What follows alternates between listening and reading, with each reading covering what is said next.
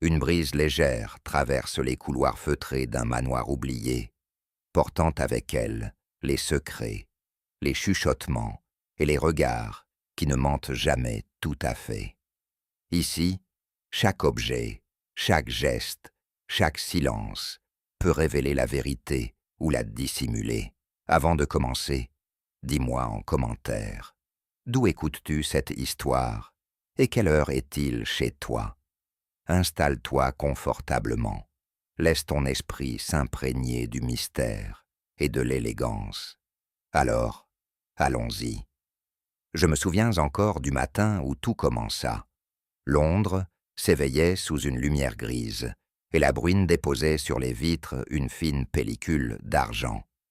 Tandis que je finissais mon thé, le courrier du jour arriva, soigneusement empilé par notre portier. Une enveloppe crème, délicatement parfumée à la lavande, attira aussitôt mon attention. Lady Wetherby, lus-je à voix basse. Le nom évoquait des dîners brillants, un certain goût pour la mise en scène et quelques scandales oubliés. Poirot, installé à sa table de petit déjeuner, surveillait la régularité de ses œufs à la coque avec l'attention d'un chirurgien. Une lettre parfumée, Hastings, fit-il sans lever la tête. Voilà qui sent les complications mondaines. Je dépliai le papier. Lady Wetherby nous conviait à passer un week-end dans sa propriété de Blackheath Bay, sur la côte de Cornouailles, afin de rompre la monotonie de la saison. Quelques noms illustres étaient mentionnés, et l'on promettait promenade, thé sur la terrasse et discussion d'après-dîner. Qu'en dites-vous, mon cher? Cela vous changerait des criminels de Londres? Poirot leva les yeux, songeur. Les criminels? Non, mon ami. Mais les secrets? Ah, ils voyagent toujours avec les mâles. Puis, d'un ton résolu. Préparez vos bagages, Hastings. Nous irons respirer l'air de la mer. Et qui sait, peut-être celui du mystère. Je ne sus jamais si c'était la curiosité ou la vanité qui décida Poirot. Il passa la matinée à inspecter sa garde-robe avec une minutie presque scientifique. Ses chemises furent empesées, ses cravates alignées selon une gamme chromatique que je ne compris pas, et ses souliers cirés jusqu'à refléter la lampe. Le désordre, Hastings, est la première forme du crime, déclara-t-il en rangeant sa mallette. Il hésita devant son miroir. Je ne quitte jamais Londres sans un parfait équilibre des moustaches. L'ordre extérieur entretient la rigueur de la pensée. Je me contentais d'acquiescer. Après tout, j'avais depuis longtemps appris qu'il n'y a pas d'argument contre une moustache aussi sûre d'elle-même que celle d'Hercule Poirot. Le soir même, notre billet pour la Cornouaille était réservé. Il ne manquait plus qu'un détail. Découvrir pourquoi cette invitation avait, sans le vouloir, éveillé chez mon ami un pressentiment qu'il n'avouait pas encore. Nous prîmes le train de 10h45 en direction du sud. Le compartiment, d'une propreté exemplaire, était imprégné du parfum de cuir neuf et du charbon brûlé. Poirot, emmitouflé dans son manteau clair, observait les passagers avec cet œil tranquille, qui, je le savais, notait déjà plus qu'il n'y paraissait. Face à nous, un jeune homme au teint pâle triturait nerveusement son chapeau. Ses doigts, tachés d'encre, trahissaient un écrivain ou un employé de bureau. Il tenait entre les mains une enveloppe froissée qu'il glissa brusquement dans sa poche lorsqu'il surprit le regard perçant de Poirot. « Un cœur ému », murmura mon ami, « ou un esprit coupable. Les deux se confondent souvent. » Un peu plus loin, une dame âgée, enveloppée d'un manteau de fourrure défraîchi, fixait la fenêtre d'un air absent. Une broche ancienne, sertie d'une perle jaunie, retenait son col. Elle la toucha machinalement, chaque fois que le train s'ébranlait, comme si cet objet seul la protégeait du monde. Je tentai d'engager la conversation, mais Poirot me fit signe de me taire. « Regardez-la bien, Hastings, une femme qui touche sans cesse à un bijou, cache presque toujours un souvenir ou une faute. » Le reste du trajet se déroula dans un silence, ponctué par le cliquetis régulier des roues. Au-delà des vitres, la campagne anglaise s'effaçait peu à peu dans la brume salée. Lorsque le train ralentit enfin, un vent vif s'engouffra dans le compartiment. Poirot rabattit son chapeau, et je vis son regard s'allumer d'une satisfaction toute professionnelle. « Nous voilà à Blackheath Bay », dit-il simplement. « Et je vous parie, mon ami, qu'avant dimanche soir, quelqu'un n'y perdra bien autre chose que son calme. » Le manoir de Lady Wetherby se dressait sur une hauteur, face à la mer, tel un vaisseau figé dans la pierre. La brume montait du rivage, adoucissant les contours des falaises et laissant flotter une odeur d'algues mêlée à celle des roses du jardin. Nous fûmes accueillis par un majordome à la mine sévère, dont la livrée noire paraissait absorbée par la grisaille ambiante. « Lady Wetherby vous attend dans le salon bleu, messieurs. » En traversant le vestibule, je remarquai la perfection presque dérangeante du décor. Chaque tableau était suspendu à égale distance, chaque bouquet identique à l'autre.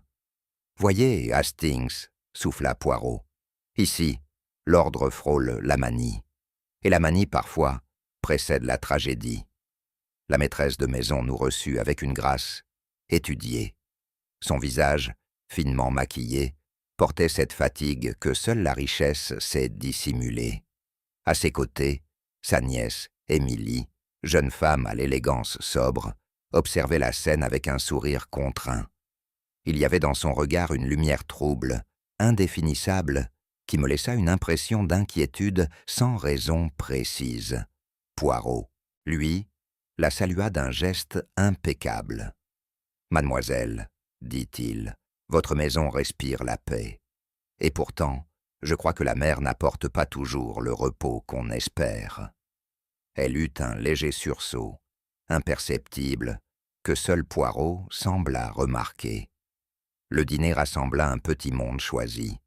Le colonel Fairfax, raide comme un sabre d'apparat. Miss Lorimer, actrice au charme défraîchi. Monsieur Lefebvre, antiquaire français, à l'élocution mielleuse. Et Monsieur Reed, un financier américain, dont le rire résonnait plus fort que les verres de cristal. Lady Wetherby présidait la table avec une élégance maniérée. Les conversations, d'abord légères, se tintèrent vite d'allusions à la politique, à l'argent et aux souvenirs qu'on préfère oublier. Je surpris plusieurs échanges de regards, une jalousie muette, un calcul rapide, une inquiétude mal contenue. Poirot, impassible, écoutait plus qu'il ne parlait. Il se contentait de tapoter du bout des doigts la nappe, dans un rythme précis que je connaissais trop bien. Après le dessert, il me glissa à voix basse. « Chacun ici, mon ami, porte un masque poli, mais les masques sont rarement de la bonne taille. » À ce moment précis, le majordome entra pour annoncer que le thé serait servi sur la terrasse. Je crus percevoir dans la voix de Lady Wetherby une légère crispation. Ce thé, apparemment anodin, semblait marquer la fin d'une trêve invisible entre les convives. Le soir tombait sur la baie. Le ciel, d'un gris nacré, se reflétait dans la mer immobile. Les invités prenaient patience le thé sur la terrasse, sous la lumière tamisée des lampes à huile. Tout semblait paisible, trop paisible. Poirot venait de me dire, avec un sourire énigmatique, que aucune maison n'est vraiment tranquille quand les secrets y dorment debout. Lorsque le cri éclata, un hurlement déchirant, féminin, venu du salon bleu, les tasses s'entrechoquèrent, la nappe trembla sous le vent marin. Lady Wetherby venait d'appeler au secours. Poirot se leva lentement, comme s'il s'y attendait. Il redressa ses moustaches, impeccable même dans la tourmente, et murmura « Et voilà, Hastings, le calme avant la tempête vient de prendre fin. » Le manoir s'éveillait dans une douceur feutrée, comme si chaque meuble, chaque tapis, retenait son souffle avant l'effervescence de la journée. La brume matinale glissait par les fenêtres ouvertes, portant un léger parfum de sel et de rose, et l'on aurait cru que la mer elle-même veillait à la tranquillité des lieux. Je descendis l'escalier, pensif, et fus aussitôt frappé par ce silence inhabituel. Les domestiques semblaient retenir leur respiration, les rideaux étaient immobiles, et seul le tic-tac de l'horloge résonnait avec une précision presque dérangeante. Puis un cri perça la quiétude, strident, aigu, coupant net le charme de ce matin, d'été. C'était la voix de Lady Wetherby. Mon cœur manqua un battement, tandis que je me précipitais vers le salon bleu, les mains crispées sur ma canne, suivi de près par Poirot, dont le regard, d'abord tranquille, s'était soudain concentré sur l'instant, chaque détail devenant important. La maîtresse de maison, pâle et tremblante, se tenait près du coffre où son précieux collier devait reposer. Il avait disparu. Je crus percevoir dans ses yeux un mélange de stupeur et de terreur contenue, tandis que la brume matinale semblait s'être glissée dans la pièce, apportant avec elle un frisson d'inquiétude. La disparition d'un bijou, aussi somptueux soit-il, pouvait-elle vraiment troubler à ce point l'ordre immuable de Blackheath Bay? Poirot, lui, resta silencieux, observant chaque mouvement, chaque micro-expression, et j'eus l'étrange impression qu'il savait déjà que cette matinée marquerait le début d'une énigme qui ne se résoudrait pas par le hasard. Le salon bleu, d'ordinaire si ordonné, respirait désormais la tension. Les coussins étaient légèrement déplacés, les rideaux frissonnaient sous la brise, et chaque objet semblait retenir son souffle. Lady Wetherby chancela, ses mains s'agrippant à l'accoudoir du fauteuil, comme si l'équilibre fragile de la pièce dépendait d'elle seule. Autour d'elle, les invités demeuraient figés, mi-stupéfaits, mi-intrigués, incapables de saisir l'ampleur du trouble. Je m'avançai pour tenter de la calmer, posant doucement une main sur son épaule. « Madame, respirez, nous allons comprendre. » Poirot, immobile derrière elle, analysait la scène avec la précision d'un horloger. Chaque geste, chaque tremblement, chaque micro-sourire ou fronce devenait une pièce du puzzle. Ses yeux parcouraient la pièce, évaluant la posture de chacun, la manière dont les regards se croisaient ou s'évitaient, et son petit menton levé trahissait une satisfaction contenue. Il savait déjà que l'affaire serait délicate, mais non insoluble. Lady Wetherby, les lèvres tremblantes, tentait de reprendre contenance. Elle parlait par bribes, mêlant colère et angoisse, évoquant son collier, son mari défunt, et cette sensation étrange que le manoir lui-même semblait conspirer contre elle. Je me rendis compte, avec un mélange d'inquiétude et d'admiration, que Poirot ne se précipitait pas. Il observait, patient et implacable, et dans ce silence chargé d'émotion, je compris qu'il n'était jamais question de simples bijoux, mais de secrets soigneusement dissimulés sous le velours bleu. Lorsque Poirot commença ses questions, tout changea. Sa voix, mesurée et polie, semblait n'effleurer que la surface de la conversation, mais chaque mot tranchait plus qu'il n'en avait l'air. Il demanda à Lady Wetherby de préciser l'heure exacte à laquelle elle avait vu pour la dernière fois son collier. Puis il s'adressa aux invités, l'un après l'autre, qui avait pénétré dans le salon, à quel moment, quel bruit avait été entendu. Chaque réponse, chaque hésitation devenait un indice? Je notais à quel point même les plus polis, les plus disciplinés, se montraient fébriles lorsqu'ils se savaient examinés par ce petit homme aux moustaches immuables. Miss Lorimer, l'actrice, jouait avec ses doigts, ses paroles s'en mêlant parfois.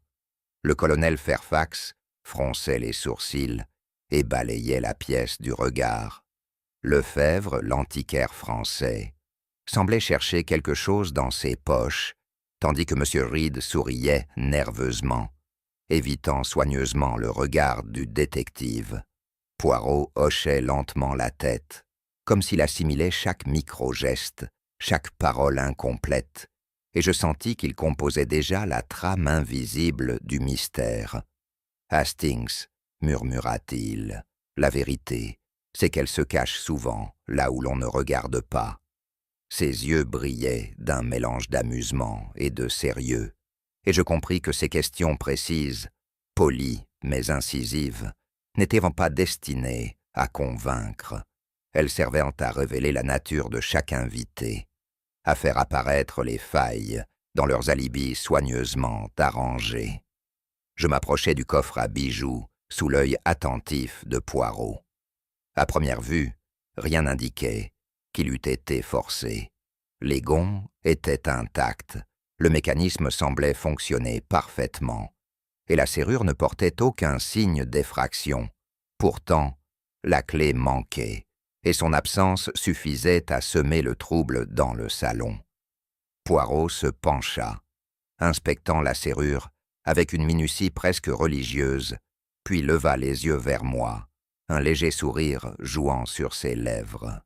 « Vous voyez, Hastings, dit-il, d'un ton tranquille, tout indique que quelqu'un a agi avec une méthode irréprochable. Le collier n'a pas été volé par effraction, mais par quelqu'un qui possédait déjà l'autorité pour ouvrir ce coffre. » Je sentis un frisson me parcourir. Cette précision, si simple et logique, rendait la possibilité d'un intrus extérieur improbable. Chacun des invités devenait suspect, non par ses gestes maladroits ou ses regards fuyants, mais par la simple faculté qu'il aurait eue de manier la clé. Lady Wetherby, encore pâle, ne semblait pas comprendre le raisonnement, mais ses mains se crispèrent sur le rebord du fauteuil. Le silence qui suivit fut presque plus lourd que le cri de tout à l'heure, et je vis dans les yeux de Poirot une satisfaction discrète. Il venait de détecter une première pièce essentielle dans le mécanisme du mystère. Lady Wetherby, d'une voix tremblante, commença à évoquer l'histoire du collier. Jadis, appartenant à son mari défunt, il symbolisait un héritage contesté et quelques rancunes à peine voilées. Les invités l'écoutaient, mi-attentifs, mi-inquiets, chacun interprétant ses mots selon ses propres intérêts et souvenirs. Poirot, immobile à quelques pas, ne cessait de noter les réactions. Un sursaut ici, un sourire retenu là, un mouvement de main imperceptible.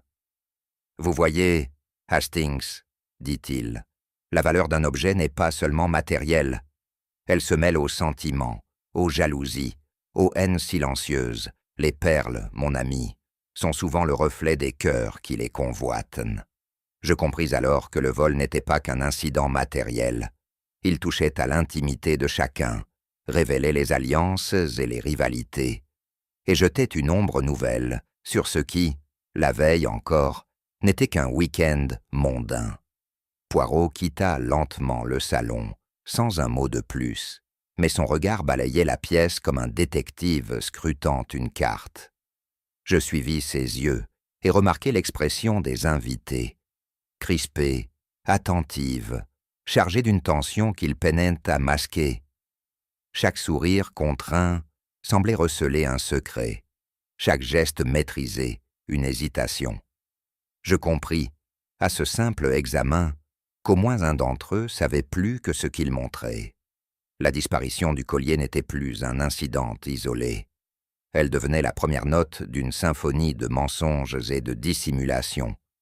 Poirot me fit un dernier signe, presque imperceptible, et je sus qu'il avait déjà commencé à assembler les pièces, dans le silence feutré du salon bleu, où même la brise semblait retenir son souffle. Le salon bleu, d'ordinaire paisible et majestueux, se transforma soudain en un espace chargé de tension, comme si les tapisseries retenaient les secrets de chaque invité. Poirot, d'un ton poli mais ferme, annonça qu'il souhaitait poser quelques questions, afin d'aider Lady Weatherby à rétablir l'ordre. Son petit sourire feutré ne laissait rien paraître, et pourtant, chacun sentit immédiatement que cet ordre n'était pas celui de la bienséance, mais celui de la logique implacable. Les invités échangèrent des regards prudents, et je remarquai que même les plus confiants semblaient mesurer leurs mots. Poirot s'assit, les mains jointes, scrutant chaque geste comme si chaque détail contenait la clé d'une énigme. « Messieurs, mesdames, » dit-il d'une voix douce, « il ne s'agit pas de reproches, mais de clarté. Les réponses honnêtes facilitent grandement notre compréhension. » Le salon se chargea d'une curiosité inquiète. Le simple murmure de sa voix créait une atmosphère de dévoilement imminent. Chacun, consciemment ou non, pesait ses paroles, tandis que Poirot notait chaque inflexion, chaque tremblement, chaque éclat fugitif dans un regard. Je compris alors qu'une simple question pourrait suffire à révéler bien plus qu'on ne voulait laisser paraître. Le colonel Fairfax, vieux militaire au maintien impeccable, fut le premier à répondre. Il raconta, d'une voix ferme, ses allées et venues la veille, soulignant minutieusement les heures et les lieux, comme s'il consignait son propre alibi. Ses gestes étaient précis, son regard direct, et pourtant, un détail le trahit. Lorsqu'il mentionna avoir consulté le courrier dans la bibliothèque, un léger tressaillement accompagna sa main sur la table, un micro-mouvement presque imperceptible. Poirot l'observait avec une attention quasi mathématique. Son petit menton levé, son sourire discret, semblaient indiquer qu'il venait de repérer un angle mort dans la forteresse d'assurance du colonel. « Colonel, » murmura Poirot, « vous parlez avec exactitude, mais souvenez-vous que la mémoire humaine n'est pas un instrument infaillible. Parfois, Hastings, je dirais que la vérité s'échappe dans l'inattention des cœurs. » Le vieil homme rougit légèrement, conscient que ce commentaire n'était pas un reproche, mais une suggestion subtile. Ses souvenirs, aussi précis fussent-ils, portaient l'ombre d'un autre scandale, oublié ou dissimulé. Je me rendis compte, en notant chaque nuance, que Poirot ne cherchait pas seulement des incohérences. Il sondait la psychologie du colonel, découvrant sous l'apparence de rectitude une faille que seul un œil exercé pouvait percevoir. Miss Lorimer, ancienne étoile de la scène londonienne, prit la parole avec un sourire étudié, presque théâtral. Elle articulait ses phrases avec cette précision que l'on reconnaît chez les comédiennes habituées à manipuler leur public. Chaque mot était un geste, chaque pause une expression soigneusement calculée. Poirot, immobile, notait chaque inflexion de voix, chaque frémissement des mains. Il ne se laissait ni séduire ni distraire par la gestuelle dramatique. Ses yeux, perçants, détectaient immédiatement ce qui relevait du jeu et ce qui émanait d'un stress véritable. Un léger tremblement passa furtivement dans ses doigts, alors qu'elle évoquait son emploi du temps au moment de la disparition du collier. Pour un observateur inattentif, rien n'était anormal. Pour Poirot, c'était un indice majeur. « Vous voyez, Hastings, » murmura-t-il à voix basse, « l'art du mensonge est souvent trahi par les muscles qui refusent de se plier à l'habitude. » Je compris alors que cette actrice, malgré sa maîtrise apparente, avait laissé s'échapper un fragment de vérité à travers un geste imperceptible. La scène riche en charme et en faux semblants, devenait soudain un terrain d'analyse psychologique, et je me demandais combien d'autres secrets se dissimulaient derrière les sourires polis. M. Reed, le financier américain, abordait chaque question avec jovialité, presque excessive. Il parlait abondamment d'argent, de projets de fusion et de perspectives commerciales, mais évitait soigneusement les détails précis de ses déplacements la veille. Son assurance débordante semblait masquer un malaise latent. « Messieurs, mesdames, déclara-t-il, je vous assure que j'étais dans mon cabinet, ou peut-être dans la bibliothèque. Je ne me souviens plus exactement de l'heure. » Poirot l'écoutait, immobile, les yeux plissés. Il nota les micro-silences, les gestes de Reed lorsqu'il évoquait ses investissements, et surtout, l'omission subtile du moment exact où il aurait croisé Alan Forsyth. « Hastings, murmura Poirot, on ne peut tromper la logique que si l'on croit que le hasard protégera les fautes. Mais le hasard ne protège jamais un détail minutieux. » Je remarquai la tension qui s'était installée dans le visage du financier. Derrière le sourire éclatant se devinait l'inquiétude. Et cette contradiction entre assurance et nervosité fournissait à Poirot une piste invisible pour relier le vol à la psychologie des invités.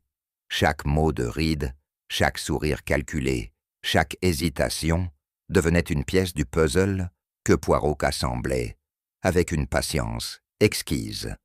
Monsieur Lefebvre, collectionneur raffiné, réagit avec politesse, affirmant n'avoir touché à aucun objet la veille.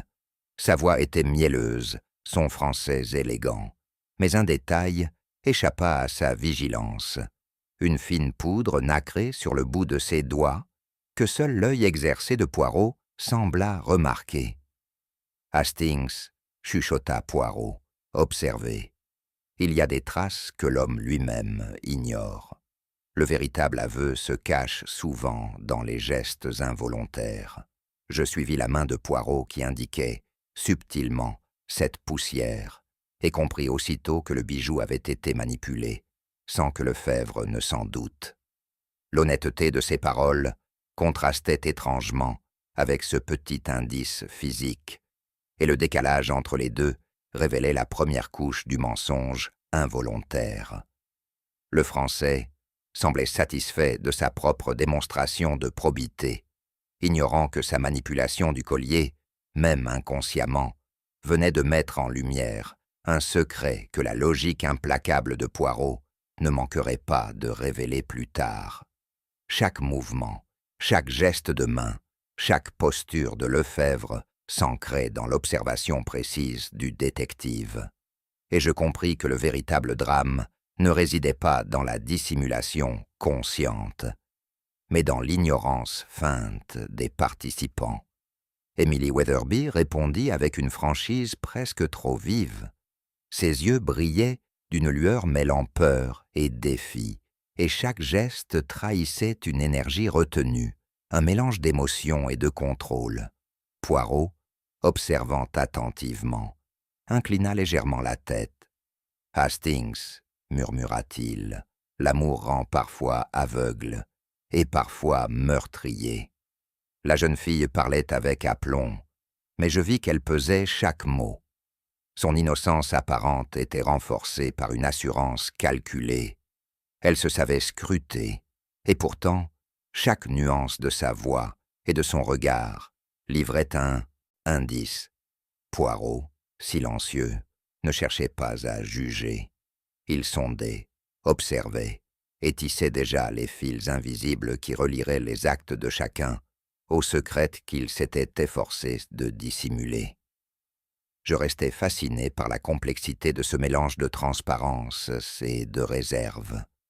Émilie semblait honnête, et pourtant, son attitude posait une énigme, une question à laquelle seule la logique rigoureuse de Poirot pourrait répondre. Poirot se leva lentement, sa petite taille semblant se concentrer sur chaque détail de la pièce. Il jeta un dernier regard circulaire sur les invités, qui demeuraient figés, mi-effaré, mi-intéressé. Aucun sourire, aucun geste ne lui échappait. Chaque micro-expression, chaque balancement d'un pied, chaque tic ou hésitation était enregistré dans son esprit comme des fragments d'une énigme que nous n'avions pas encore entièrement comprise. « Hastings, dit-il, la vérité ne réside pas toujours dans les mots. Parfois, elle se cache dans ce que l'on tait, dans ce que l'on omet. » Je compris alors que l'affaire du collier n'était plus simplement matérielle. Elle avait commencé à révéler des secrets, des tensions et des relations dissimulées entre les invités. Le silence du salon semblait plus lourd que le bruit de tout ce qui avait précédé. Et je sentis qu'au moins un des convives détenait déjà un fragment de la vérité, soigneusement gardé pour lui-même. Poirot se détourna, laissant derrière lui une atmosphère électrique et feutrée à la fois, et je sus que l'enquête ne faisait que commencer. Le matin était clair, mais la brume côtière persistait, diffusant un halo d'argent sur la roseraie parfaitement taillée. Les roses, encore couvertes de rosée, exhalaient un parfum discret et légèrement piquant, tandis que Poirot se promenait le long des allées, le regard attentif, presque hypnotique, à la recherche de ce que ses yeux experts ne manquent jamais. C'est sous un buisson aux feuilles méticuleusement entretenues qu'il s'arrêta, s'abaissant légèrement pour examiner le sol. Là, parmi les pétales tombés et la terre humide, brillaient des fragments éclatés d'une tasse de porcelaine. Leur motif, délicat et raffiné, correspondait exactement au service du salon, mais nous savions qu'aucune pièce n'avait été signalée comme manquante le matin même. « Intéressant », murmura Poirot, ses moustaches frémissant légèrement. « Observez, Hastings, comment le hasard et l'ordre se combinent.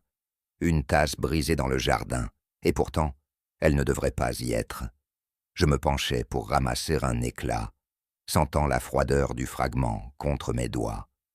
Tout semblait parfaitement innocent, et pourtant, une tension invisible flottait dans l'air.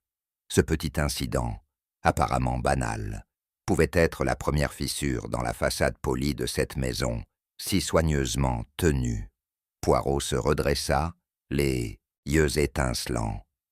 Il ne parlait pas, il observait, et je sentis que le jardin venait de livrer son premier indice, discret mais révélateur. Plus tard, dans le salon bleu, je m'approchai distraitement de la cheminée où le feu s'était éteint. Une lumière étrange glissait entre les chenets, révélant un coin de papier à moitié brûlé. En le ramassant, je découvris une lettre jaunie, les bords craquelés par la flamme, et reconnus aussitôt l'écriture élégante et cursive que Poirot avait déjà examinée à Londres. « Hastings », murmura-t-il en s'approchant, les yeux mi-clos, l'air songeur. Une lettre à demi consumée n'est jamais anodine. Elle raconte plus qu'elle ne cache. Je dépliai soigneusement le papier. Quelques mots encore lisibles évoquaient des rendez-vous secrets, des confidences et des sentiments que la société préfère ignorer. Il y avait dans chaque ligne la trace d'une intimité interdite, une note de passion prudente, presque timide, mais ponctuée de soupçons et de malaise. Poirot ne cessait d'observer les plis du papier, les marques de suie et les taches d'encre. Chaque détail lui fournissait un élément de déduction. Je comprenais, en le regardant, que ce n'était pas seulement l'écriture qui importait, mais la manière dont elle avait été abandonnée dans la cheminée, comme si quelqu'un avait voulu la détruire sans effacer totalement la vérité. « L'amour, Hastings, glissa-t-il, ne se tait jamais vraiment, même sous les cendres. » Un frisson parcourut l'air du salon. Le mystère prenait déjà une teinte plus sombre que le simple vol du collier. La lettre, même partiellement détruite, laissait deviner une liaison secrète entre deux des invités. Chaque mot semblait soigneusement choisi, comme pour masquer autant qu'il révélait, et pourtant, son parfum d'encre et de cire brûlée persistait insistant sur la vérité cachée. Poirot, les yeux plissés et la moustache frémissante, se pencha légèrement sur le papier. « Vous voyez, Hastings, murmura-t-il, l'amour n'est jamais loin du vol, ni du crime. Les passions humaines se déguisent volontiers en innocences apparentes. Mais la logique, elle, ne ment jamais. » Je remarquai la manière dont il isolait chaque fragment de phrase, chaque nuance de ponctuation, comme si la lettre elle-même se pliait à ses exigences méthodiques. Le papier, encore chaud de la cheminée, semblait murmurer ses secrets à un auditeur capable de les entendre. Même à distance, je sentis le poids de ce mensonge persistant. Ce n'était plus seulement une histoire d'objets disparus, mais un réseau d'émotions et de tromperies que Poirot commençait à démêler avec son génie habituel. Je revins en arrière, me remémorant la veille, lorsqu'une invitée avait apporté du thé dans la bibliothèque. La tasse brisée que nous avions trouvée dans la roseraie appartenait à ce service précis, et une coïncidence semblait improbable. Chaque détail, jusque dans la couleur et le motif de la porcelaine, semblait placé avec intention. « Rien n'est jamais innocent, Hastings, » observa Poirot d'une voix calme. « Le plus petit geste, le plus banal objet peut devenir un instrument de vérité ou de tromperie. » Je songeais à la manière dont le thé avait été servi, à la discrétion avec laquelle la tasse avait été manipulée. Chaque mot, chaque mouvement de la personne qui l'avait porté prenait désormais un sens nouveau, un détail insignifiant, peut-être, mais, avec Poirot, chaque détail devient un indice, et chaque indice un fragment de l'intrigue qui se tisse devant nous. Le parfum du thé sucré, mêlé aux effluves de porcelaine, semblait flotter encore dans la bibliothèque. La maison, si ordonnée, paraissait soudain vivre d'une tension invisible. Poirot disposait déjà les pièces du puzzle, et moi, je sentais que ce que nous considérions comme des accidents ne l'était pas. L'air, chargé d'odeurs et de secrets, annonçait que le collier disparu n'était qu'un leurre dans une affaire beaucoup plus personnelle. Seul dans le petit salon, Poirot rassembla dans son esprit les fragments du matin. Les éclats de porcelaine, la lettre partiellement brûlée, le parfum persistant et la tasse trop sucrée. Il les observait avec cette précision implacable qui rendait chaque détail signifiant. « Hastings, » déclara-t-il d'un ton tranquille mais incisif, « vous voyez comment tout se combine. Le vol du collier pourrait bien n'être qu'un écran pour détourner l'attention d'un drame plus personnel. » Il tapota légèrement la table, ses doigts semblant suivre un rythme que seul lui percevait. La porcelaine, l'encre, les cendres, tout formait un réseau de signes, et le détective, implacable, commençait à voir les intentions cachées derrière chaque geste. Je remarquai son petit sourire, discret mais certain, tandis qu'il comparait mentalement les objets trouvés aux habitudes des invités. Rien n'échappait à son analyse.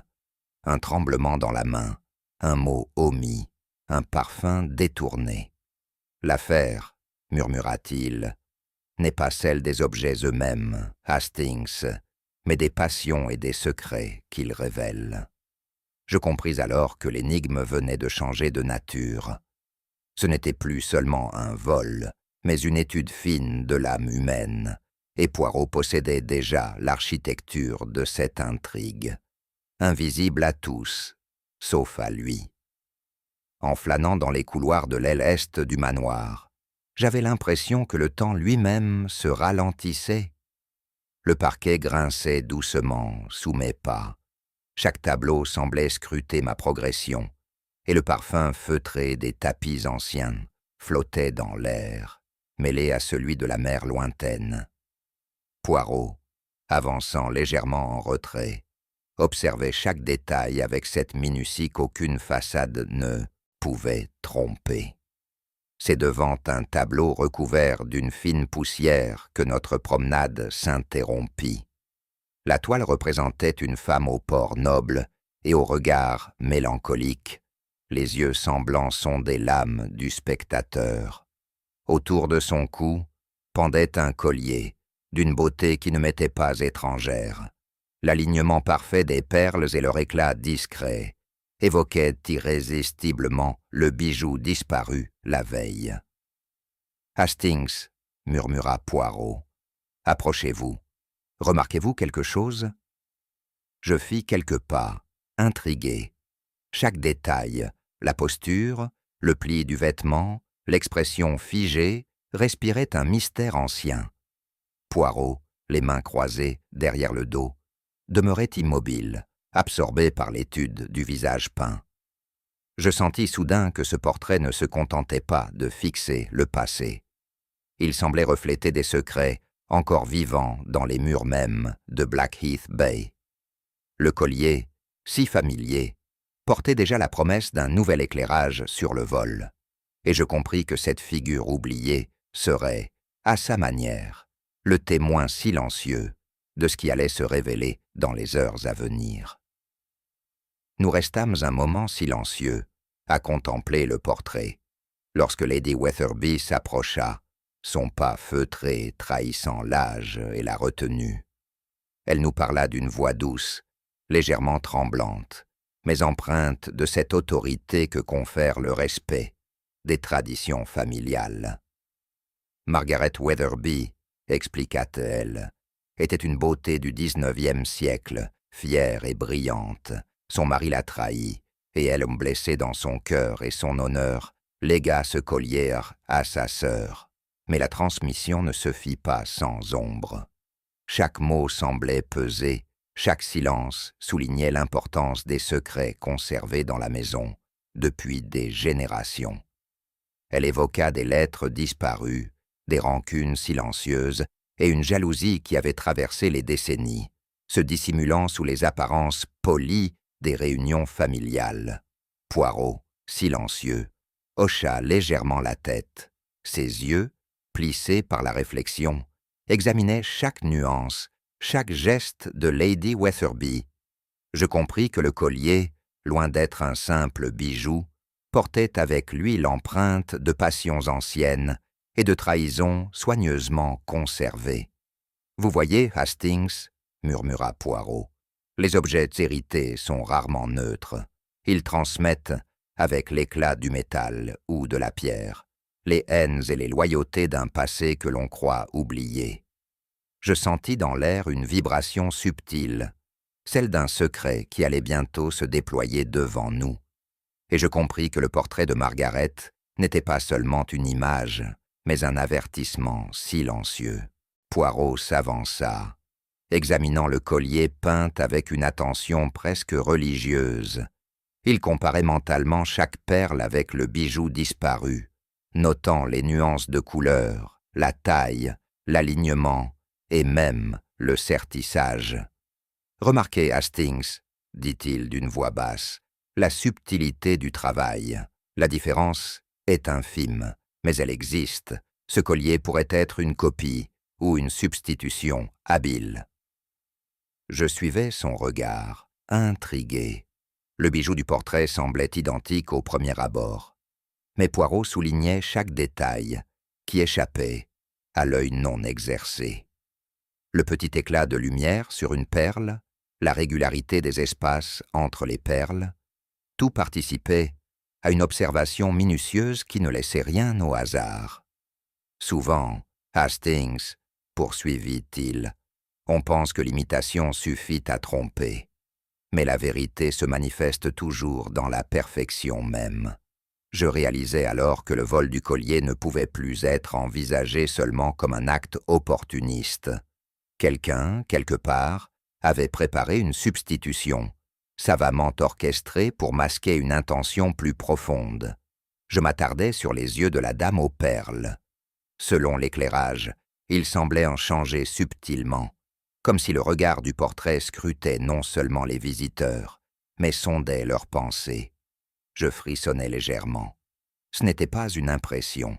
Le peintre avait capturé quelque chose de vivant, une vigilance silencieuse. « Hastings, » murmura Poirot, « observez bien. Même les yeux peints peuvent révéler plus qu'une personne ne le fait elle-même. » Je suivis son doigt, pointant le visage, et compris que le tableau agissait comme un miroir moral. Chaque mouvement, chaque réaction des invités semblait peser contre cette observation, figée mais insistante. Poirot continua. La vérité se manifeste parfois dans ce qui n'est pas dit, et ce regard, Hastings, semble retenir les secrets de la maison. Les mensonges, même les mieux conçus, y laissent une trace. Je restais silencieux, absorbé par cette sensation étrange. Le portrait semblait vivant, et l'inquiétude, presque imperceptible, gagnait lentement le salon. Je me tournai vers Émilie, qui se tenait non loin, observant avec une curiosité prudente. Poirot, à voix basse, l'interrogea sur la transmission du collier au sein de la famille. Ses réponses, franches mais mesurées, révélèrent des tensions anciennes entre sœurs, jalousie sourde et petite rivalité soigneusement entretenue.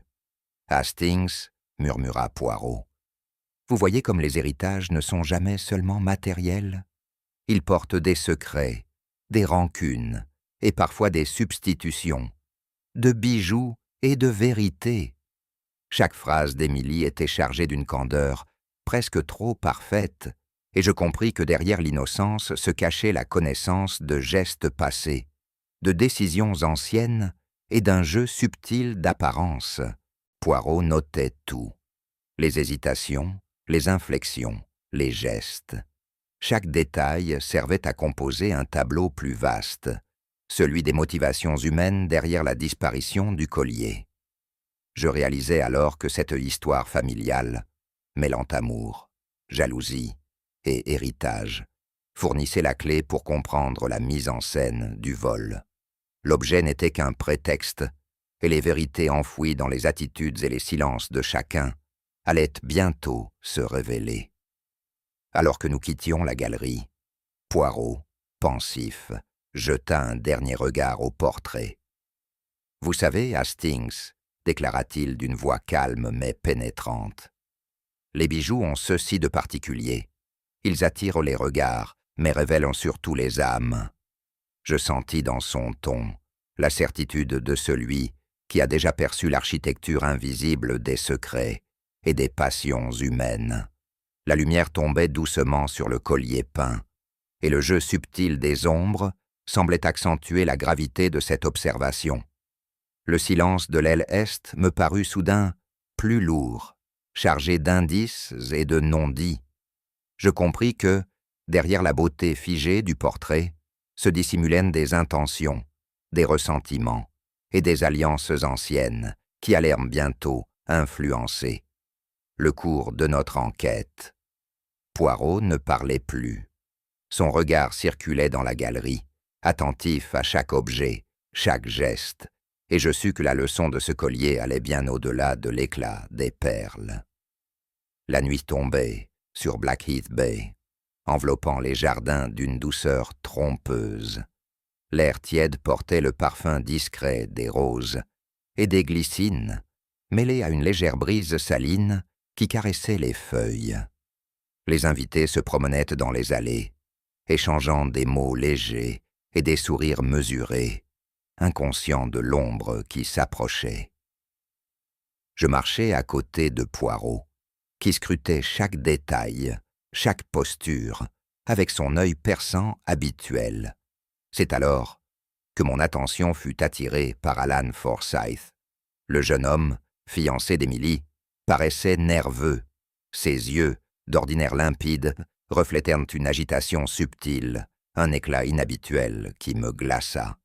Je le vis s'éloigner lentement, détournant son visage, puis tourner brusquement vers la serre, comme guidé par un instinct dont lui seul connaissait la raison.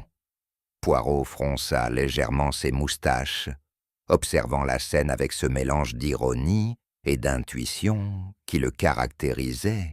« Hastings, murmura-t-il, le comportement de cet homme est, comment dire, significatif. L'inquiétude a une manière particulière de se manifester, et souvent, elle précède des événements que l'on n'attend pas. » Je restais silencieux, le cœur battant un peu plus vite. La sérénité apparente des jardins n'était qu'un voile.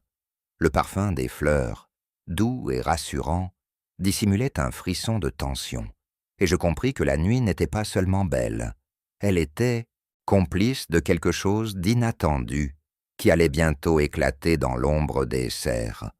Le cri déchira la quiétude des allées comme un éclair dans la nuit. Tous nous nous précipitâmes vers la serre, où la lumière diffusa des lampes éclairait des rangées de plantes soigneusement alignées. Là, Alan Forsyth était étendu sur le sol, immobile, les traits crispés par la douleur. Une tasse renversée, encore tiède, reposait près de lui, laissant échapper un parfum subtil de thé au jasmin. Poirot arriva à ma hauteur, ses moustaches parfaitement droites malgré l'urgence, et son visage exprimait déjà la gravité de la situation. Il s'agenouilla, examina la posture du jeune homme, nota l'absence de blessure visible, et fronça les sourcils avec cette précision intellectuelle qui ne trompe jamais. « Hastings, murmura-t-il, la solution ne réside pas dans la force mais dans l'intention. Observez. La scène parle, si l'on sait écouter. » Je m'agenouillai près d'Alan, sentant l'angoisse mêlée à l'incompréhension parmi les invités qui s'étaient massés à l'entrée. Les chuchotements se mêlaient au parfum des fleurs et au silence pesant de la nuit. Chaque respiration semblait lourde, chargée d'un mélange de peur et de curiosité. Le jeune homme, toujours inconscient, témoignait d'un mal invisible mais immédiat. Poirot, immobile à ses côtés, ne cessait d'analyser, son regard glissant sur la tasse, les feuilles alentour et l'espace même entre les plantes. Dans cette scène de calme trompeur, je compris que nous assistions au début d'une énigme bien plus complexe que le simple vol d'un collier. Le docteur local arriva peu après, marchant d'un pas rapide mais assuré. Il inspecta Alan avec une attention méthodique et déclara, sans détour, le jeune homme avait été empoisonné. L'instant suivant, un frisson parcourut la maison. Les invités se figèrent, chuchotant, certains pâles, d'autres crispés, tandis que le parfum des fleurs et la brise nocturne semblaient porter la nouvelle jusqu'au moindre recoin du manoir. Poirot, immobile près de la serre, ne montrait aucune émotion superficielle, mais ses yeux brillaient d'une intensité calculée. Il analysait chaque réaction, chaque mouvement, chaque silence, comme des indices à saisir. « Hastings, murmura-t-il, la rapidité de l'empoisonnement est révélatrice. Tout est méticuleusement préparé. Aucun hasard, aucune maladresse. Le crime est déjà réfléchi. » La rumeur se répandit comme une traînée de poudre parfumée au scandale, franchissant les portes closes du manoir et s'infiltrant dans les conversations étouffées. Les sourires polis avaient disparu, remplacés par des regards méfiants et des interrogations muettes. Je compris que, dès cet instant, l'atmosphère du manoir avait changé. Ce n'était plus un lieu de rencontre mondaine, mais un théâtre où secrets, passions et intentions invisibles se révélaient peu à peu sous le regard analytique de Poirot. La tasse retrouvée, fêlée et tiède, contenait encore les traces de thé au jasmin, une infusion qu'Émilie préparait fréquemment pour Alan. Je la montrai à Poirot, qui la scruta longuement, les yeux mi-clos, comme pour en extraire la vérité invisible. « Hastings, dit-il doucement, la tasse parle, son usage, son emplacement, le contenu. Tout cela forme un langage que seuls les observateurs entraînés peuvent lire. » Émilie, témoin involontaire, se tenait à quelques pas, les mains crispées. Elle nia avec véhémence toute implication. « Je n'ai rien fait !» Mais ses gestes trahissaient une inquiétude subtile, un frémissement dans les doigts que Poirot ne manqua pas de remarquer. « La vérité, Hastings, murmura-t-il, n'est pas toujours dans l'intention déclarée. Elle réside dans les détails. La passion, même la plus innocente, laisse des traces. Et parfois, ces traces suffisent à révéler ce qui ne devrait pas exister. » Je m'approchai du fragment de thé renversé et sentis l'odeur persistante, douce mais insistante, presque comme un avertissement. La nuit, jusqu'alors paisible, semblait désormais vibrer d'une tension invisible, chaque souffle des plantes et chaque reflet de lune rappelant que la scène n'était qu'un prélude à des révélations plus profondes. Je m'assis quelques instants, tentant de comprendre la situation. Comment une jeune fille aimante, attentionnée, pourrait-elle être mêlée à un acte de mort? La logique de la déduction me rappelait que l'amour est souvent l'allié des crimes les plus subtils. « Hastings, » dit Poirot, « les passions sont les complices les plus anciennes du meurtre. L'amour, la jalousie, l'orgueil, tout cela se mêle et peut produire des conséquences inattendues. » Je regardai Émilie, son visage pâle sous le clair de lune, et compris que même sa franchise apparente ne la protégeait pas du soupçon. L'attention qu'elle portait à Alan, la minutie de ses gestes, tout pouvait constituer un alibi, ou, paradoxalement, un mobile. Poirot ne jugeait pas. Il observait et réfléchissait, composant mentalement les pièces d'un puzzle que seul un esprit méthodique pouvait assembler. Chaque émotion, chaque hésitation, chaque regard prenait une signification précise dans sa logique implacable. Je me rendis compte que l'amour, loin d'être une protection, pouvait devenir le vecteur invisible de la tragédie, et que la clé du mystère résidait peut-être dans la frontière ténue entre tendresse et manipulation. Seul dans le salon d'hiver, Poirot relut ses notes, alignant mentalement chaque observation, la disparition du collier, les mensonges subtils des invités, et maintenant un meurtre qui se déroulait sans arme apparente. Tout s'emboîtait dans une logique presque parfaite, où chaque détail, même insignifiant, jouait un rôle précis. « Hastings, » murmura-t-il, « un crime sans instrument visible exige une préparation exceptionnelle. Chaque geste devient une pièce, chaque absence une preuve. Le voleur, ou le meurtrier, doit être quelqu'un d'intelligent et attentif, capable de créer un ordre parfait dans un monde de faux semblants. » Il examinait les pages de son carnet, chaque annotation, chaque croquis des déplacements des invités et de la disposition des objets. Je compris que le piège ne résidait pas dans la force ou la violence, mais dans l'intelligence et la subtilité de celui qui avait agi. L'affaire du collier, qui semblait initialement n'être qu'un vol, s'avérait désormais le prélude à un drame plus complexe. La logique du meurtre, son raffinement et sa discrétion laissèrent deviner un esprit méthodique, orchestrant l'invisible et manipulant les apparences. Je sentis la tension dans le salon d'hiver, pesante et silencieuse, et compris que chaque élément du manoir, chaque geste des invités et chaque parfum de thé ou de fleurs formaient un réseau soigneusement conçu pour détourner l'attention et protéger un secret encore plus profond. Après un silence qui semblait peser sur toute la maisonnée, Poirot se leva avec la précision d'un métronome et invita d'un geste poli mais ferme tous les invités à se rassembler dans le petit salon. Le parquet craquait légèrement sous nos pas, et le parfum discret des fleurs du couloir flottait encore dans l'air, ajoutant une douceur trompeuse à la gravité de l'instant.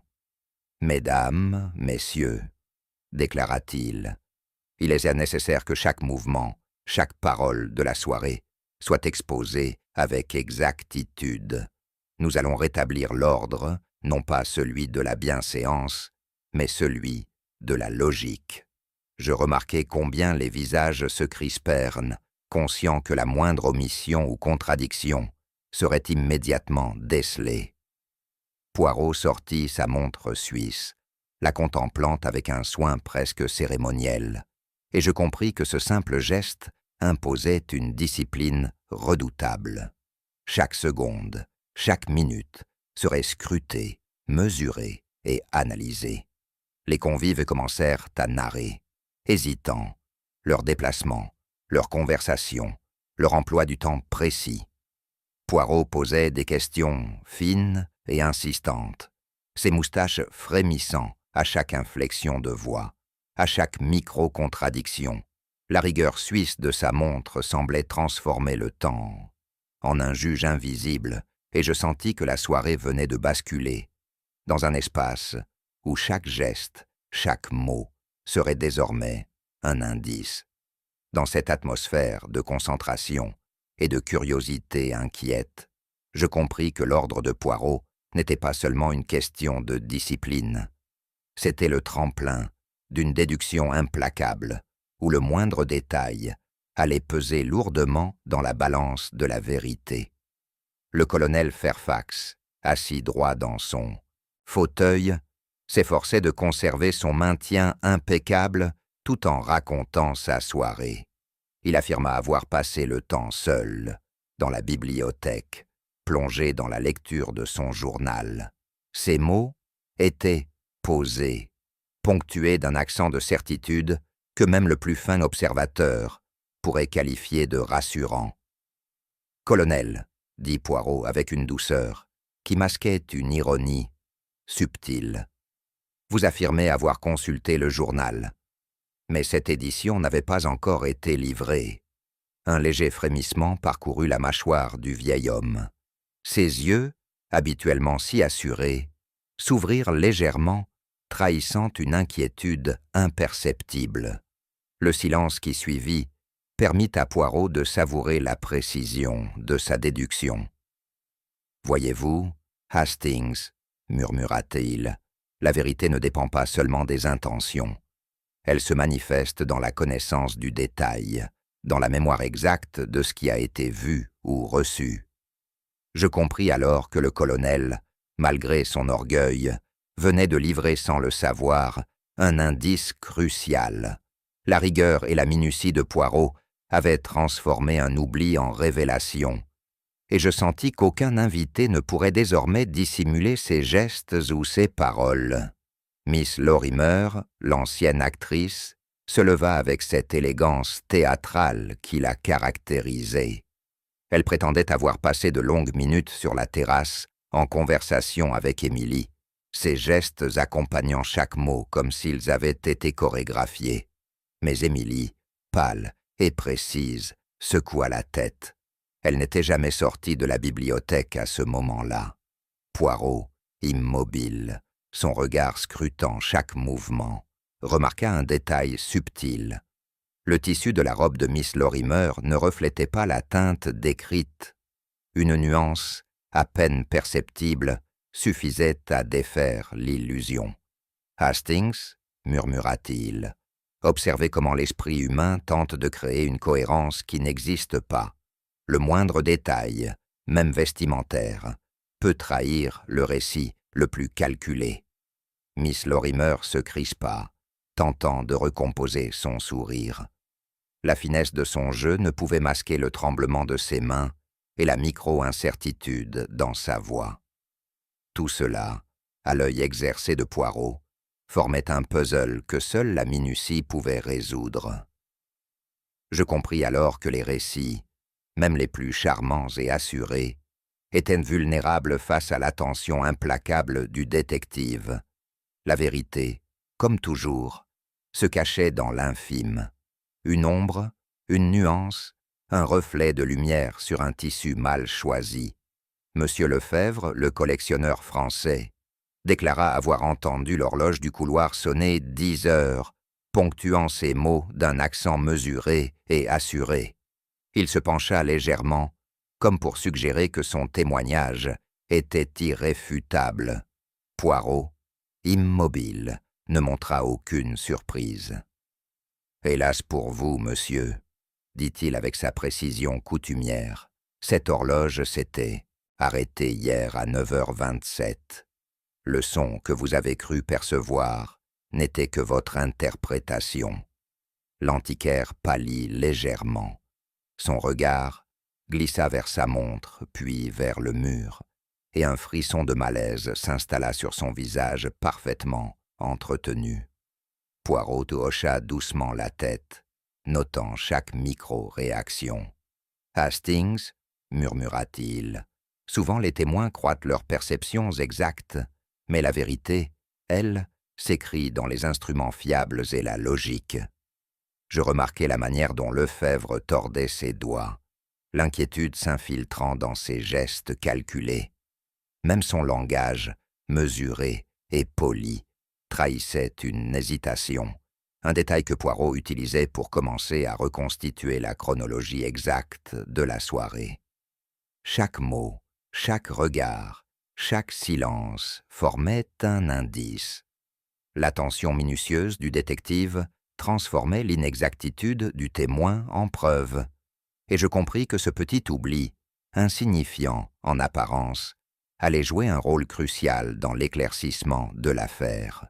Mr. Reed, le financier américain, tenta de détourner l'attention par un flot continu de détails concernant ses affaires et ses projets de fusion. Son sourire large et son ton jovial semblaient vouloir masquer une nervosité subtile. Mais Poirot ne se laissa pas distraire. « Vous omettez un point essentiel, » remarqua-t-il d'un ton mesuré. « À quel moment avez-vous vu Alan pour la dernière fois ?» Le financier s'immobilisa, son visage se tendit, et ses yeux cherchèrent une échappatoire. Il avait espéré que ces bavardages noyeraient les faits réels, mais la précision implacable de Poirot l'empêchait de détourner le fil de la chronologie. « Hastings, » murmura Poirot, « les omissions volontaires sont souvent les révélateurs les plus subtils de l'intention. Un silence calculé pèse plus lourd qu'une confession mal formulée. Je compris que la maîtrise apparente de Reed sur les faits ne suffisait pas. Chaque omission était une pièce du puzzle, et Poirot, inlassable, assemblait déjà la logique invisible derrière le flot de paroles. En reprenant la chronologie de la soirée, Poirot disposa mentalement chaque alibi, chaque déclaration et chaque geste. Un motif émergea. Tous croyaient que la vigilance ou l'honnêteté des autres les protégerait. Or, leurs alibis, trop parfaits, se contredisaient mutuellement. « Hastings, dit-il, observez comme le silence et la confiance mal placée se retournent contre eux. Ce que chacun croyait être une protection devient une preuve de contradiction. Je suivis son raisonnement. Le colonel avait omis l'heure exacte, Miss Lorimer inventait une présence inexistante. Lefebvre confondait perception et réalité, et Reed noyait les faits dans un flot de détails superficiels. Chaque incohérence, minime en apparence, s'emboîtait pour former un maillage invisible. La vérité ne réside pas seulement dans ce qui est dit, murmura Poirot, mais dans les interstices du silence. Là se cache le mouvement réel des intentions et des actions. Je compris alors que le puzzle de la soirée, qui semblait simple au premier abord, se révélait d'une complexité étonnante. La rigueur de Poirot, son attention aux détails et sa compréhension des motivations humaines tissaient un canevas dans lequel chaque invité était, sans le savoir, à la fois acteur et témoin de ses propres contradictions. L'ordre apparent de la maison se fissurait devant l'œil infaillible du détective, et je sentis que les premières vérités émergeaient déjà des ombres. Dans l'intimité feutrée du bureau de Lady Wetherby, Poirot me fit signe de m'approcher. Le visage sérieux, il se tourna vers moi et murmura « Hastings, voyez-vous, Ce n'est pas une affaire de perles, mais de jalousie. Les objets, même les plus précieux, ne sont que les reflets des passions humaines. Je l'écoutais, impressionné par la clarté de sa déduction.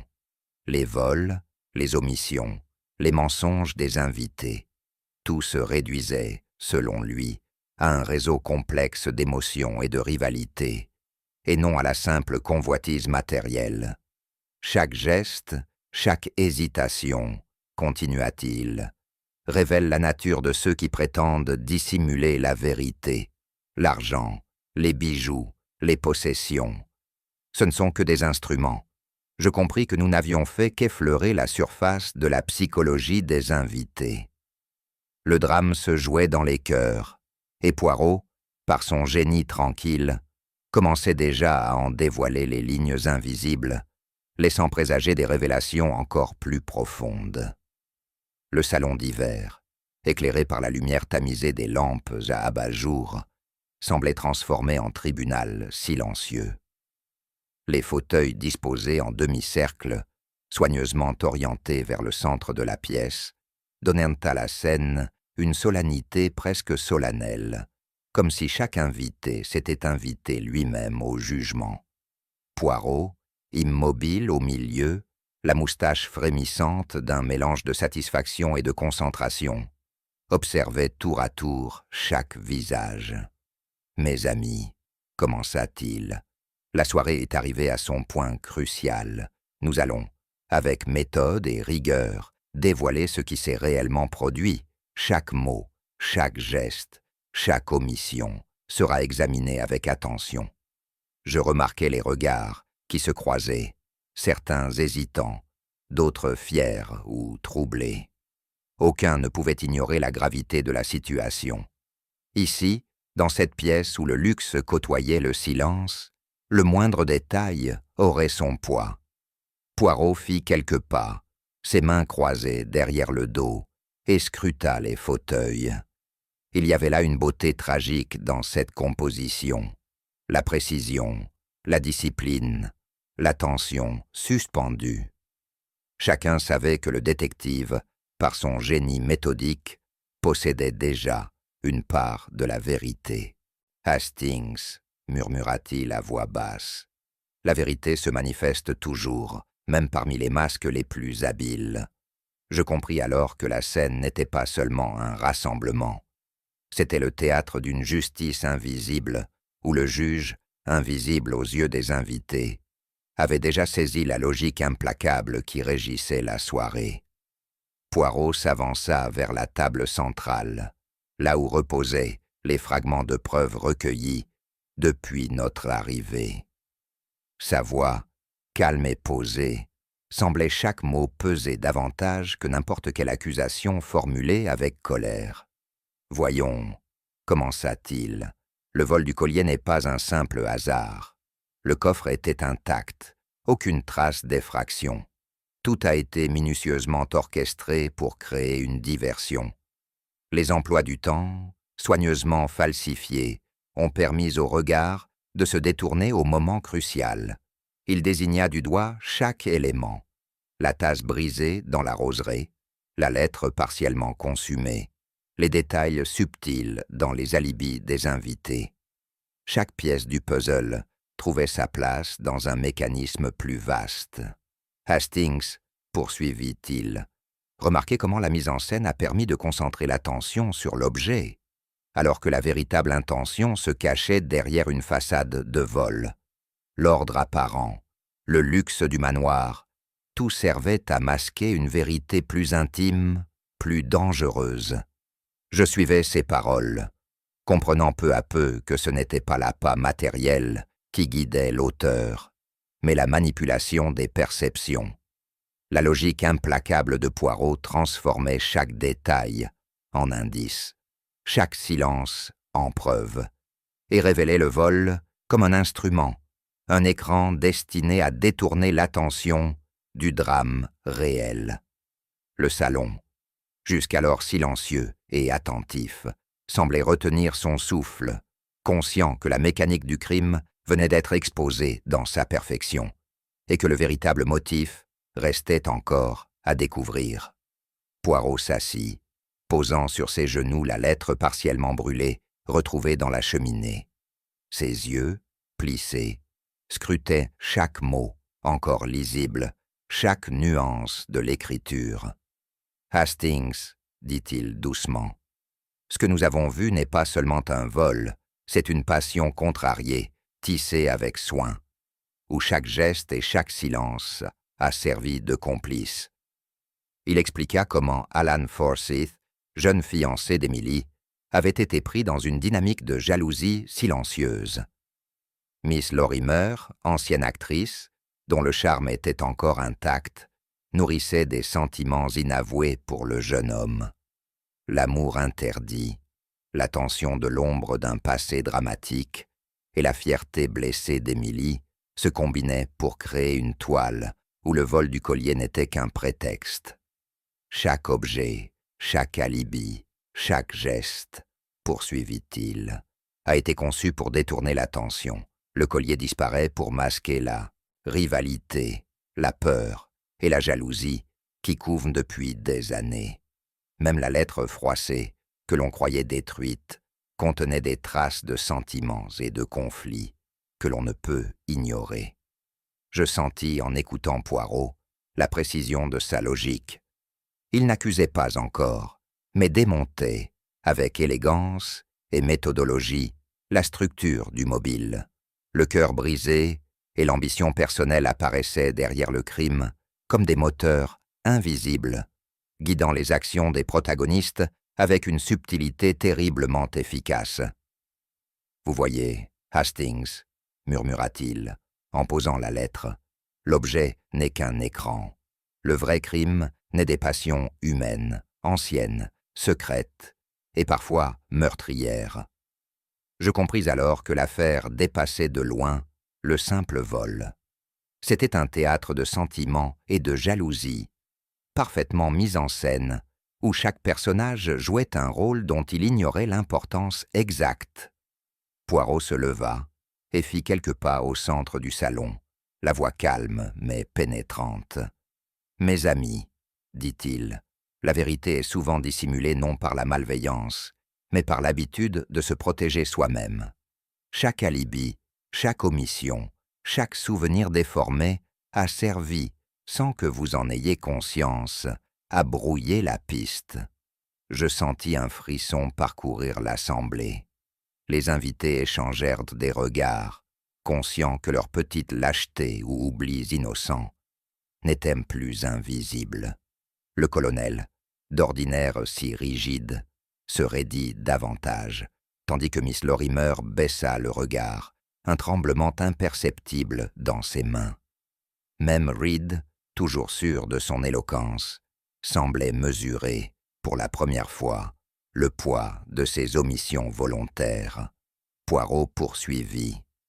L'égoïsme discret, le désir de se protéger ou de protéger autrui, a produit un effet collatéral. Chacun de vous a contribué, à son insu, à l'illusion qui a précédé le drame. Je comprenais mieux l'art de Poirot. Il n'accusait pas seulement le coupable, il dévoilait le rôle de chaque complice involontaire. Les vérités tuent, les gestes omis, même les distractions les plus anodines, avaient en permis à la mise en scène de fonctionner. Le silence dans la pièce était lourd, presque solennel. Chacun réalisait que ces petites falsifications, ces oublis de détails et ces alibis approximatifs avaient en servi un dessein qu'aucun d'eux ne soupçonnait. Le piège invisible de la jalousie et de la passion humaine. Poirot s'approcha lentement du tableau ancien de Margaret Weatherby, la dame aux perles, et fixa l'assemblée d'un regard intense.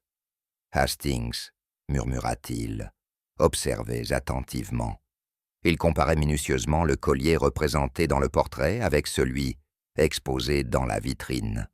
Chaque perle, chaque sertissage, chaque éclat différait subtilement. Le bijou de la vitrine n'était pas l'original. Il n'en possédait que l'apparence. « Vous voyez, » continua-t-il, « le faux collier a servi de leurre.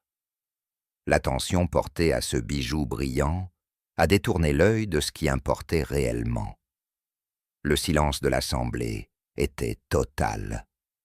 Les invités se penchaient presque instinctivement vers le tableau et la vitrine, suivant la logique implacable de Poirot. L'original, expliqua-t-il enfin, contenait autre chose qu'un simple bijou. Son usage, soigneusement calculé, était destiné à dissimuler un acte bien plus intime et tragique. Le collier n'était que le vecteur d'une mise en scène, un écran placé devant les passions et les intentions des participants. Je compris alors que chaque geste, chaque décision, chaque mensonge ou omission avait été savamment exploité pour cacher la vérité.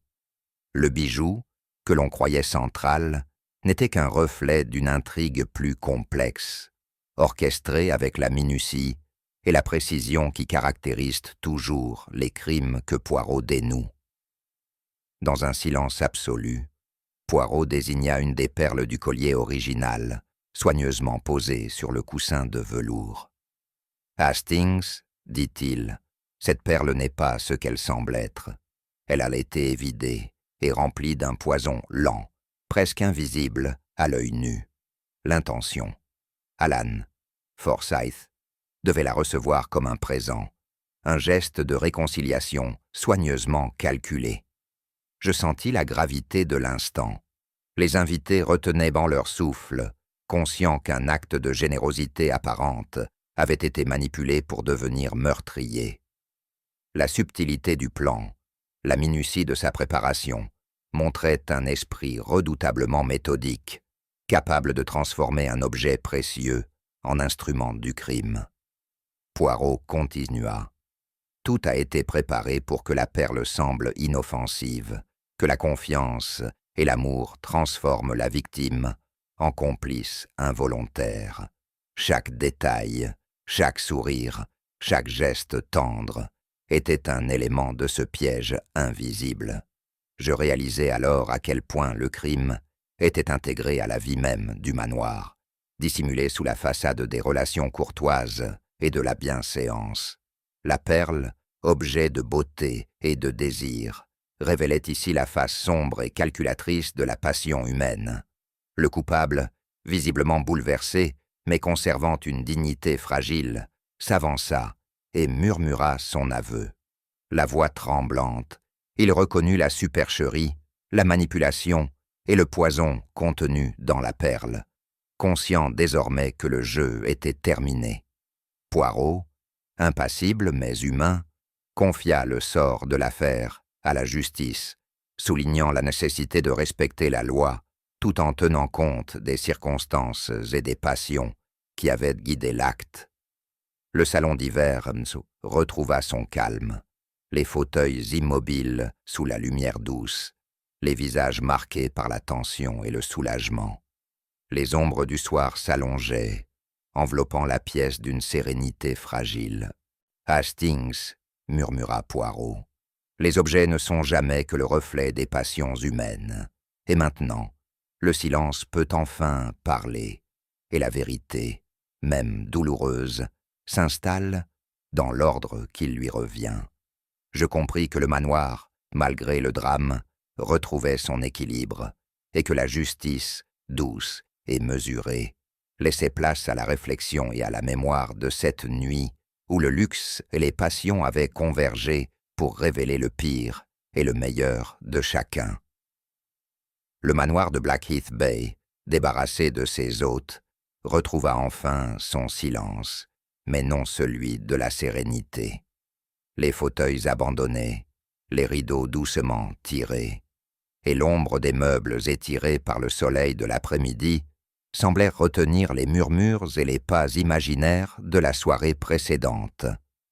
Je déambulais dans les couloirs, mes pas résonnant sur le parquet ciré, chaque écho me rappelant le tumulte des passions et la tension qui avait régné ici. Les portraits familiaux, figés dans leur dignité ancienne, paraissaient juger les vivants qui, le temps d'une nuit, avaient laissé la cupidité, la jalousie et le désir guidait leurs gestes. Je passais devant le salon bleu, observant les traces subtiles laissées par la panique et l'émotion. Une tasse renversée, une chaise déplacée, et le parfum résiduel d'un thé désormais inutile. Même le vent, qui sifflait faiblement entre les fenêtres ouvertes, semblait retenir son souffle, comme pour ne pas troubler la mémoire des événements. Et tandis que je cheminais vers la galerie, chaque pas résonnait dans le silence retrouvé, me rappelant que le manoir, malgré sa beauté intacte, portait encore les cicatrices invisibles de ce que nous venions de vivre. Devant la vitrine où reposait désormais le collier, je me surpris à méditer longuement sur la puissance étrange de cet objet. Chaque perle, soigneusement alignée et luisante sous le verre, semblait contenir non seulement sa propre lumière, mais aussi les secrets et les passions qu'elle avait réveillés. Je me rappelais les regards, les hésitations, les silences lourds de tous les invités. Combien de vérités avaient été étouffées, combien de mensonges tissés autour de cette simple parure. Le collier, si brillant et parfait en apparence, avait été le catalyseur d'émotions humaines que rien ne semblait pouvoir maîtriser. La jalousie, la colère, le désir, et jusqu'au meurtre. Une simple chaîne de pierre pouvait transformer la bienséance en tension, l'amour en trahison. Je me souvenais de la lettre froissée, des alibis fragiles et des gestes involontaires qui avaient servi à masquer un drame intime. Tout cela, concentré autour de quelques grammes de nacre et d'or, révélait à quel point les objets précieux ne sont jamais anodins. Ils portent en eux l'éclat de la beauté et le poids des passions humaines. Oui, pensais-je, même les choses les plus brillantes peuvent être trompeuses. Et pourtant, malgré la douleur et la peur qu'elles ont engendrées, leur beauté conserve une sorte de pouvoir hypnotique, un rappel silencieux de ce que nous sommes capables d'aimer et de craindre.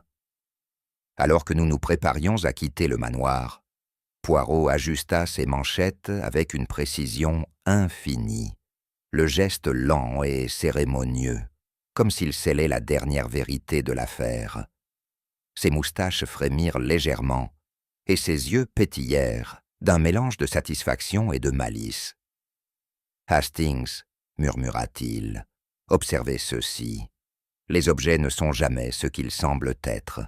Les perles, les bijoux, même les mots prononcés avec sincérité, sont souvent les reflets de nos passions, et parfois de nos crimes. » Je l'écoutais, fasciné par la concision de sa pensée et la justesse de ses paroles. Chaque mot pesait davantage qu'une accusation. Chaque inflexion révélait la compréhension profonde qu'il avait des hommes et de leurs motivations. Il poursuivit, presque comme pour lui-même. La beauté attire le regard, mais elle révèle surtout l'âme. Les secrets, Hastings, se cachent dans les éclats et les ombres, dans les silences et les gestes. Tout ce que l'on croit voir est souvent trompeur. Et, avant de franchir la porte, il ajouta, avec ce mélange d'ironie et de sagesse qui le caractérise, « Ce sont toujours les choses les plus brillantes qui cachent en les plus sombres vérités, n'est-ce pas, mon ami ?» Je compris alors que, malgré la résolution de l'affaire, le manoir et ses secrets resteraient à jamais gravés dans ma mémoire, et que la réflexion sur les passions humaines, révélée par un simple collier, serait mon compagnon silencieux, bien après que le soleil se serait couché sur Blackheath Bay. La vérité, parfois fragile et lumineuse, se révèle dans les détails que nous croyons insignifiants. Et vous, auriez-vous discerné le mensonge caché derrière le sourire et la politesse? Partagez vos réflexions en commentaire. Racontez-moi ce que vous auriez fait à leur place. Si cette histoire vous a captivé, likez la vidéo, abonnez-vous pour ne rien manquer et partagez-la avec d'autres amateurs de mystères. Car même dans le silence des salons anciens, les secrets continuent de murmurer à ceux qui savent t'écouter.